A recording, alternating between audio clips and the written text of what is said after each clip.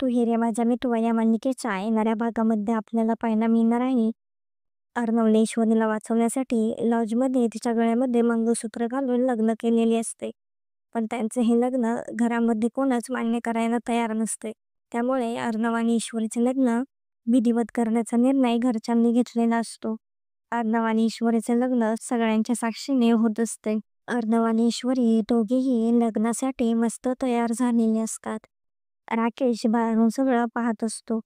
त्याला ईश्वरी आणि अर्णवचा खूप राग आलेला असतो. अर्णव आणि ईश्वरी एकमेकांच्या गळ्यामध्ये हार घालतात. त्यांचे लग्न विधिवत पार पडलेले असते. ईश्वरी आणि अर्णवची जोडी एकदम भारी दिसत असते.